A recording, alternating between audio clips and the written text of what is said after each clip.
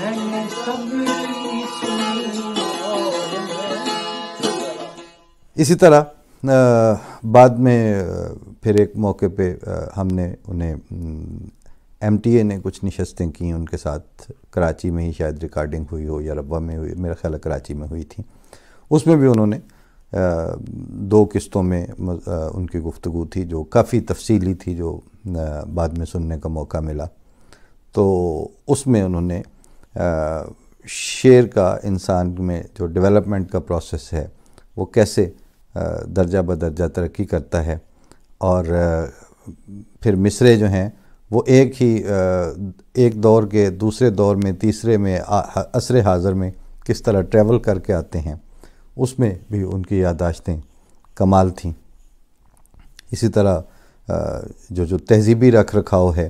اس کے حوالے سے انہوں نے اسی نشست میں جو ایم ٹی اے نے ریکارڈ کی تھی اس میں یہ شعر سنایا تھا کہ سر سے کھلی نہ بیٹھی ہوں ہمسائے والیاں، سر سے کھلی نہ بیٹھی ہوں ہمسائے والیاں، کوٹھے پہ تم چڑھا کرو صاحب پکار کے. تو یہ رکھ رکھاؤ اور اس تہذیب کا جو ساتھ ساتھ ٹریول کرتی ہے انسانوں کے اور معاشروں کے، پھر اس کا ذکر کیا. پھر اس کے بعد 2012 میں ہم ایک ڈاکومنٹری پروجیکٹ کے سلسلے میں کراچی جانا ہوا. تو درمیان میں چونکہ کافی عرصہ بیت گیا تھا تو میں نے فون کیا کہ جی میں حاضر ہونا چاہتا ہوں، اور میں شاہراہ فیصل کے کسی اس میں ٹھہرا ہوا تھا ہوٹل میں. تو انہوں نے کہا کہ ٹھیک ہے، لیکن ساتھ یہ بھی پوچھا کہ آپ کہاں ہیں، تو میں نے بتا دیا کہ میں فلاں ہوٹل میں ٹھہرا ہوں. تو اس وقت فون پہ انہوں نے کہا کہ اچھا ملاقات ہوتی ہے، اور لیکن وقت نہیں دیا. میں تھوڑا یہ سوچ رہا تھا کہ اچھا بتا دیتے تاکہ میں اس کے مطابق، لیکن بہرحال بات آئی گئی ہوگی. دوسرے دن چونکہ یوسفی صاحب کی طرف تو جانا ہی تھا تو میں نے کہا چلیں اس کے بعد دیکھتے ہیں ہوتی ہے ملاقات کہ نہیں. تو وہ ٹیلی فونیکلی بات ہونے کے کوئی گھنٹے کے بعد تقریباً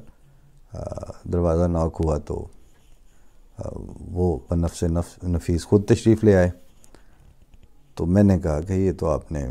شفقت تو جو فرمائی ہے، عزت افزائی بھی ہے، لیکن مجھے آنا چاہیے تھا، میں نے آپ سے پوچھا تھا، میں حاضر ہوتا آپ کے پاس. تو اس پہ ان کا جو جملہ تھا وہ یہ تھا کہ تعلقات جو ہیں وہ آپ کے فنی اور پروفیشنل قد و قامت کے ساتھ طے نہیں ہوتے. ذمہ داریاں یہ ہیں کہ آپ یہاں مہمان آئے ہوئے تھے، آپ کے آنے کا پتہ چل گیا تھا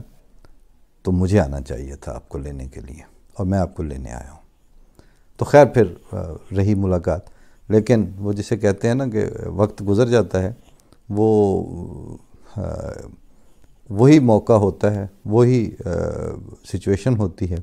بہت سے لوگوں پر آتی ہے، اپنے رویے سے بعض اس کو انتہائی مثبت طور پر یادگار بنا لیتے ہیں، اور بعض اپنی ذاتی رونتوں یا اپنے نفسانی خلفشار کی بنیاد پر اس میں سے کچھ اور پہلو نکلنے کا موقع دے دیتے ہیں. بہرحال یہ سلسلہ چلا. خیر اس کے بعد جو ان کا مجموعہ تھا وہ تو وہاں ہوتے ہی دیکھ بھی لیا تھا، پڑھ بھی لیا تھا، اور خوشی بھی ہوئی. اور اس میں کوئی شعر کم نہیں تھے، بہت سے تھے، اور بہت اچھے اور بڑے بڑے شعر اس میں سے نکلتے تھے، بڑی غزلیں نکلتی تھیں. اور یعنی ایک طرف سے اگر شروع ہوں تو بے شک آپ سناتے ہی جائیں. لیکن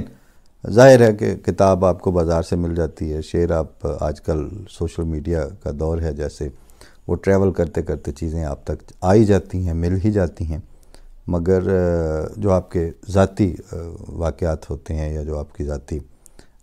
ملاقاتیں ہیں، اس میں بندے کے رویے، ان کا ساتھ دینا، ان کا سٹینڈ لینا، ان کا موقع آئے تو کھڑے ہونا،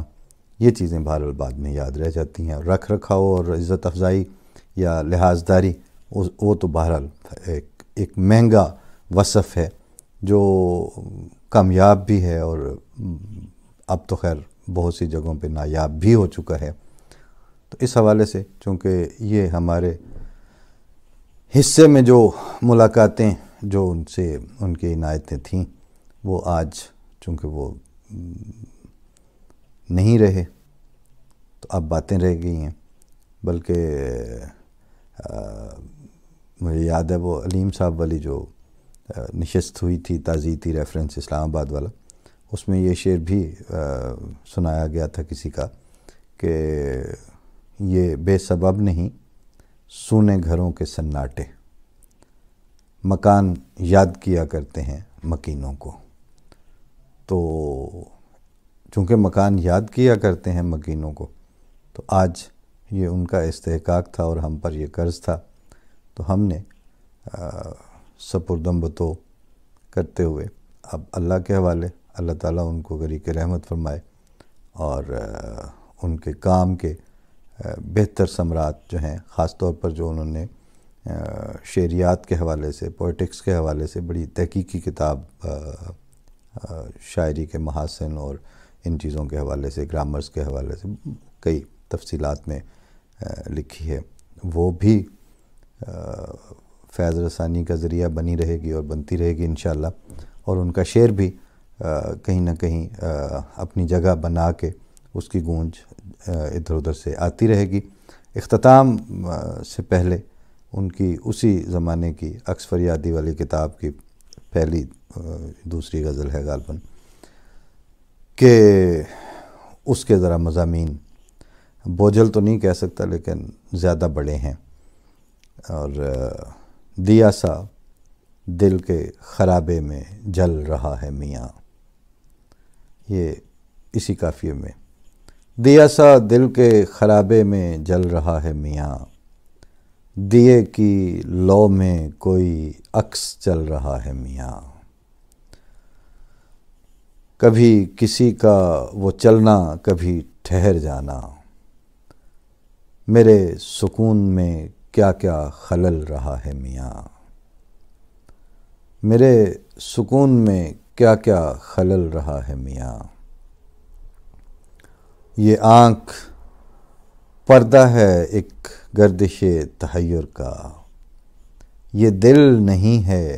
بگولا اچھل رہا ہے میاں، اور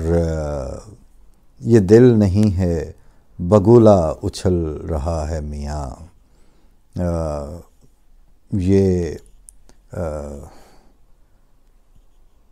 یہ دل نہیں ہے بگولا اچھل رہا ہے میاں۔ اب یہ چونکہ حافظے سے ہی آ رہے ہیں لیکن بہت جو ہانٹ کرنے والا شعر تھا کہ یہ جسم سایہ ہے اور سایہ ڈھل رہا ہے میاں،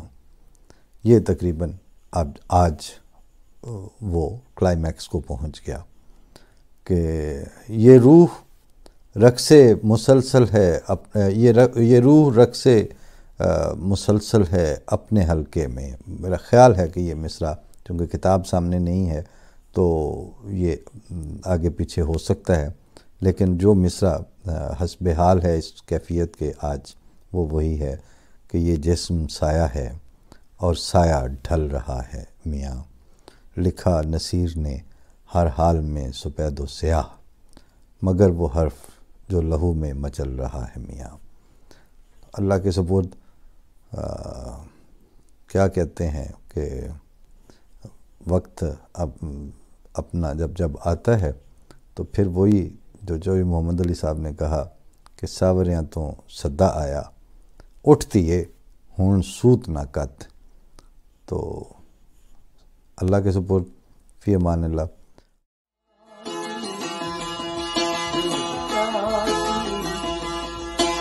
گئی